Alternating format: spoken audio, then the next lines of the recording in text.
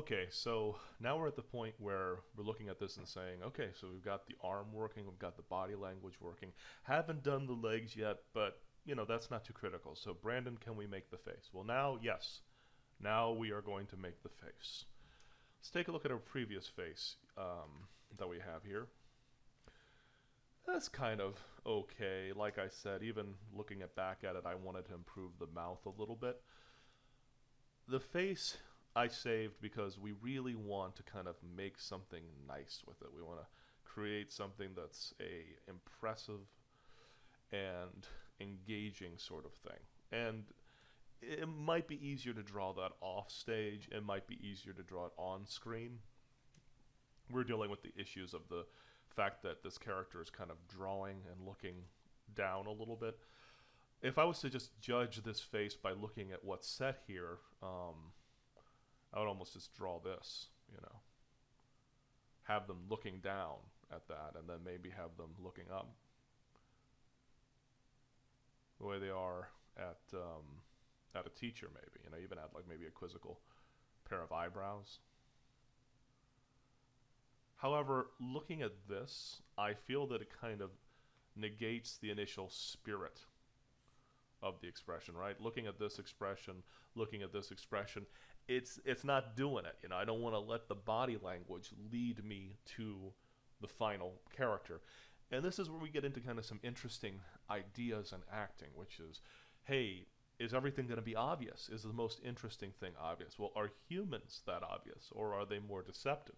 Now, humans tend to be a little more deceptive. You can say one thing with your body, you can say something else with your face. And so, your teacher might be looking at you, so you're showing a very attentive face. You're like kind of making that really intense stare.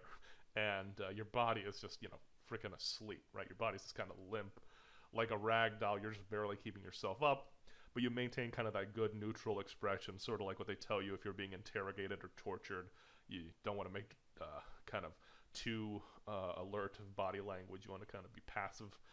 But your body can be completely just done, like how this kid's body just looks completely bored, the head is completely sunk in, trying to give this attentive expression. So, not wanting to break with what's happening. Oh, that's my clock in the background. It makes animal noises.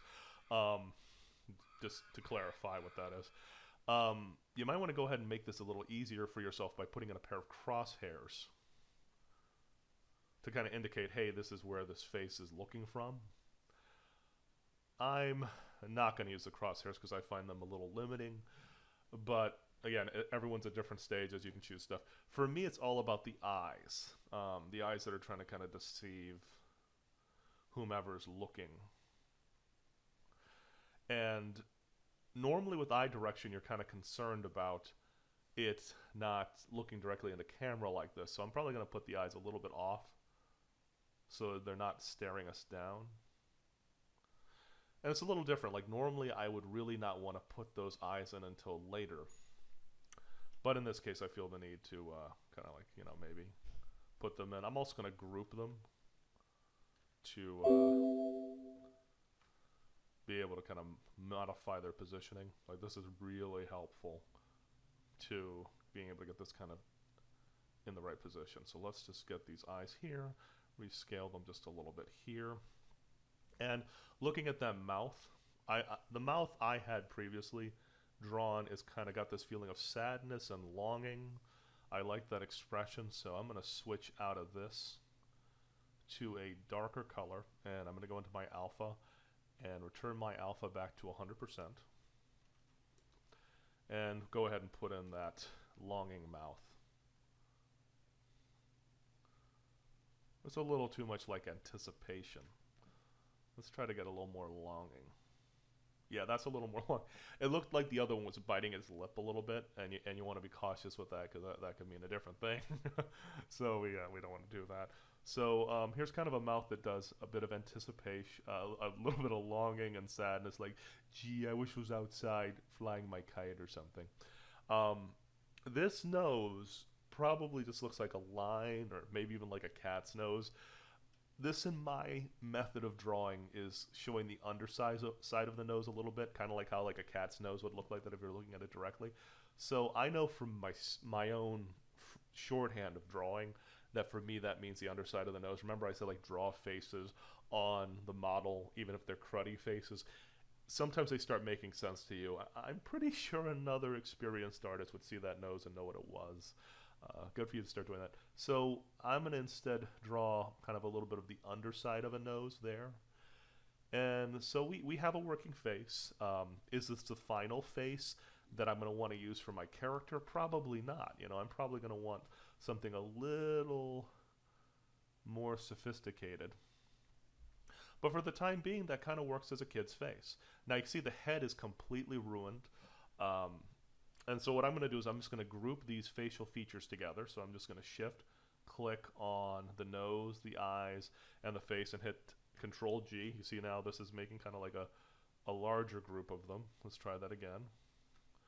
Control G. You see like that makes a nice big box that encompasses everyone. I'm gonna leave them here. You see how like I'm modifying it. See like before I like had this like giant Jay Leno chin. I'm gonna drop this down a little bit so it sits inside of that hand area. And we're gonna wrap this face up with just, you know, a final shape that's gonna encompass everything. For that, I'm gonna go blue, and I'm also going to drop down the alpha a little bit so that we can see through. How would I handle this traditionally with a pencil? I would draw lighter. Unfortunately, the computer doesn't acknowledge that. I'm going to draw this head as a continuous shape, and I'm going to have to draw it kind of football style here. Ideally, you draw everything as a clean ellipse or a clean oval or a clean circle. Sometimes you don't have that option. Okay, so this kid's head has got adult proportions. The way I would fix that is to add hair in, and I'm going to have the hair have a little bit of a drag on it. I guess I'm drawing a college student because that's who I'm usually going to see looking bored out of their mind in my class. Of course, you know, with them, there's more like this, like Brandon, you're being boring. but I'll keep it kind of more like a school kid. And I'm going to make the eyebrows a little sad, but relatively neutral. A little sad, that's too tired. You see, like, even with the eyebrows, you can kind of make it look a little tired. If I put the eyebrows, like, on top of the eye, it would look more hurt. Right? Like, that looks more pissed. Let me see a little subtle getting these joints there. Those are the hurt eyebrows. Yeah, it's kind of useful. It's a little orbiter muscle there that allows that. So that's there. And the last thing I'm going to add is the ears. We'll talk more about ear placement in the future and how that's critical. But by showing a little bit of this ear and not showing this ear, we're giving the indication that the head is kind of turned down a little bit, like so. So the head's kind of turned down a little bit. This ear isn't visible. You know, if this ear is out, it just looks like the guy's got big ears, which is fine. Some characters do have large ears. But this is kind of generally showing someone leaning. Alrighty, so like I said, with this shoulder, it's protruding a bit. So when we go to the contour of the character, we're going to want to have that stick out a little. Going into this arm, we're just going to wrap this arm up. I use Family Guy style whenever I work, just because I find that's the easiest one that emotes well. His arms are a little thinner than a Family Guy style character. He's leaning forward, so I think I'll keep the back of him like it is. Keep the chest leaning down and forward. Keep this going so. I'll go over this and clean this arm up a little bit. See, I'm using a lot of choppy lines. It's not about the lines really at this point. It's more about what you're conveying. You can see like that shows like a weighty line even though there's a lot of scratching to it. You don't need to worry too much about the line quality at this point in the game. I'll go back in and find this layer that has the chair just to kind of clarify that a little bit more. I'm going to go in and create a layer over the chair layer, and I'm going to clean up this area of where he's leaning just because I don't really like the way that is. Again, you see the scale of the chair kind of sells that he's smaller. And we're missing a piece of paper underneath him, so I'm going to go ahead and zoom in slightly for that. choose black just because that'll show up really, really strikingly. Bring this back up to 100, and on a piece of paper under his hand,